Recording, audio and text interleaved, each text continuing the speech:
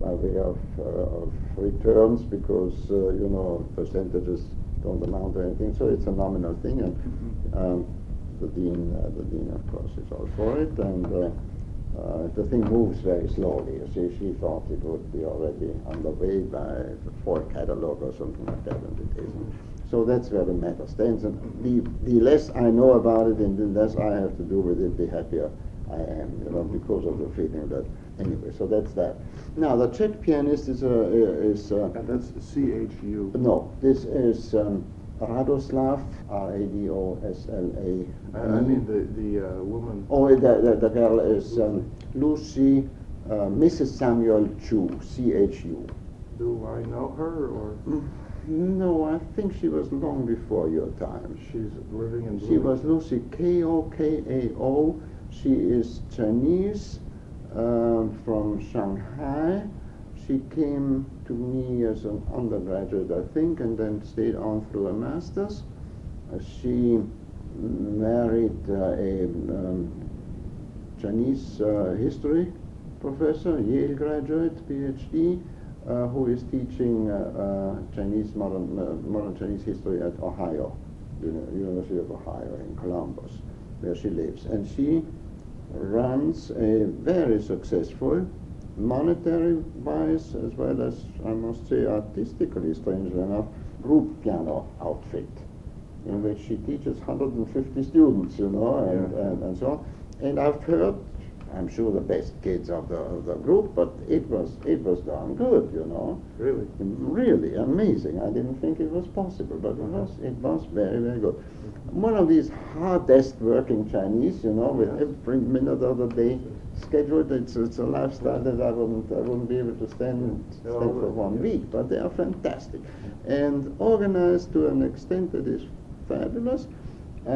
She's making oodles of money out of it. Probably very calm throughout everything. No, not even that. Yeah. And not only this, but she has 3 children, 2 girls and a boy, and she and the 2 girls played with a Cincinnati Symphony, the Mozart 3 piano concerto, with the symphony, 4 children's concerts, 4 performances, you name it, very successfully. Then last year she played with the older girl, who is a Yale student now, the Mozart 2 piano concert. No, it wasn't children's, it was the regular subscription. Concert? Yes, regular subscription. Unbelievable. Yeah. And it was good. I mean, they came and played it for me, and it was darn good, really darn good. Where did you do it? I had the 3rd piano put into the studio. I was still in school at that time. I see. Yeah. And tuned and so. Yes, and for the 2 piano concerto, I was over there, and they played it for me, which has 2 pianos. And very, very smart, business wise, and so.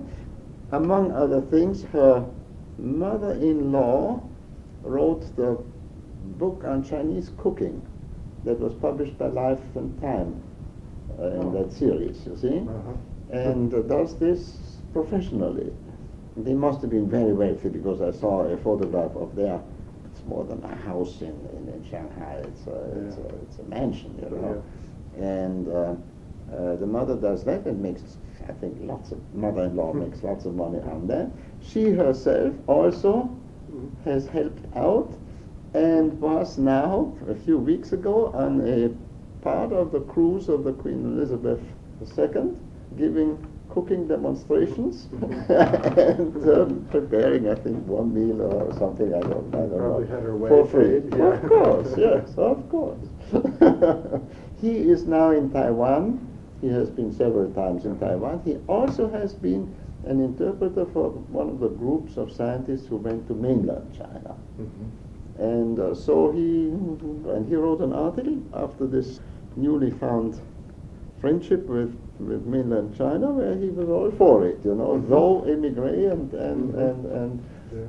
all that sort of thing. So very, very clever, And so it's very wonderful, and I don't. I feel funny, and I don't feel the right to I have the right to turn it down, since to whom will it be awarded?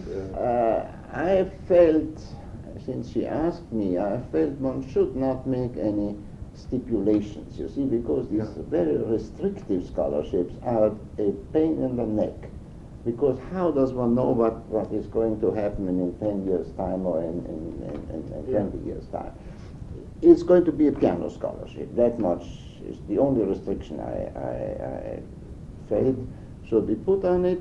And I said it should be left to the administrator of the time when it's getting into the act, So you know. for some piano student here at IU. Some piano students, should it be on the basis of a contest? I said, no, I don't like contests that much. Let the guy who is in charge decide. If he's an idiot, all right, then that won't be the only idiotic thing that he's going to do. If he's smart, it'll be all right, you see. Now, he may appoint a committee, he may do it himself, I don't know. See, what do I care? Yeah. La scholarship. And so what I hope is, I reluctantly, and after long hesitation, gave her a list of all the people that I could remember having studied with me, not only piano people, but literature, music literature, etc., etc. And I said, I hope that the letters that she wants to send out will be so that people don't get frightened off and think they have to pay $100 or something like that. I would much rather have 100 people pay $5 than five people paying $100. You see? Well, like presidential politics. Yes. So, whatever, you see. And so. So, how many letters? I have no way. I didn't count it. I don't know. I must have had at least 600-700 piano students, you know, in the course of the years. Now, not all of them I have had any contact with beyond the lesson, and not all of them do I know anything about. That's for the foundation and the alumni association to handle. I can't. I don't want to, and I couldn't, and I wouldn't step into this. She forced me to sort of give her 4 or 5 names that would act as a committee, you know, in promoting this thing, and I gave her one woman in St. Louis who had been a student of mine in Texas. She's an organist mostly, married woman,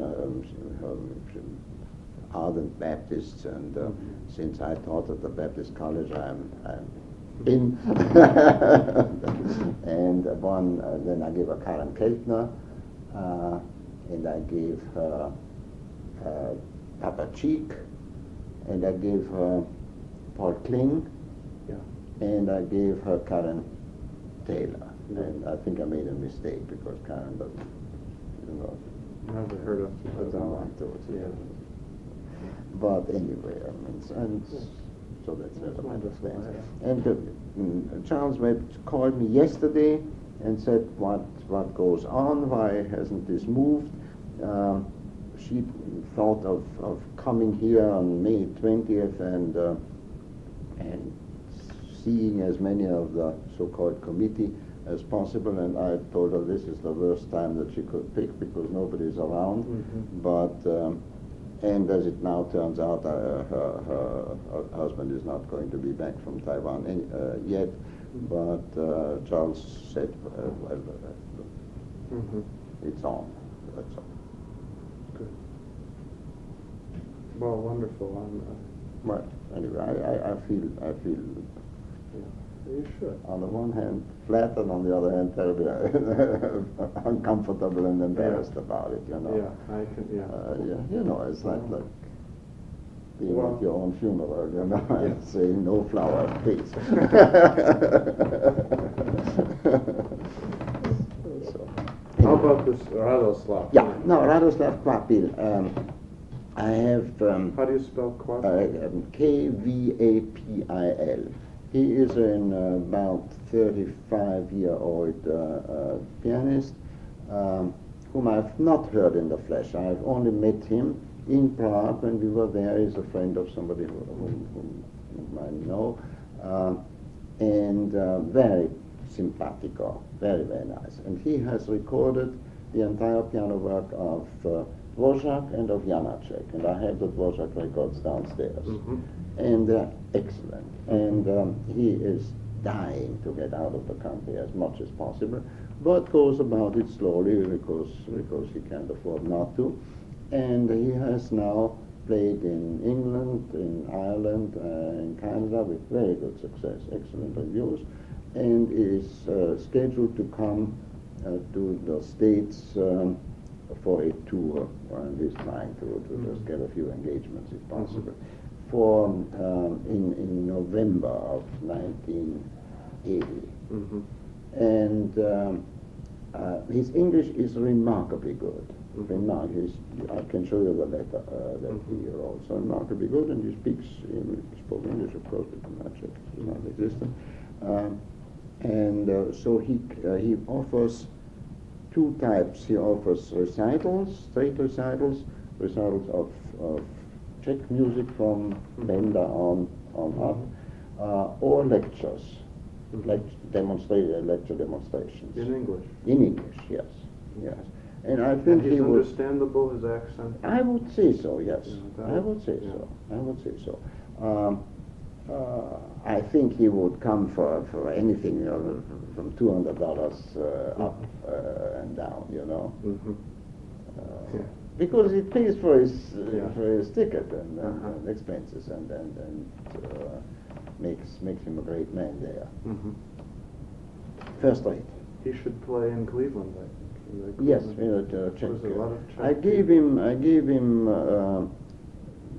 several addresses and said he should write to them and refer to me, and I gave him Terre Haute, where they probably will take him, and also Charles will take him for a guest recital, something like that. So I mean, he has a little bit of a nibble in the Midwest, you see. Let me get the record and the letter that he wrote. That will be interesting.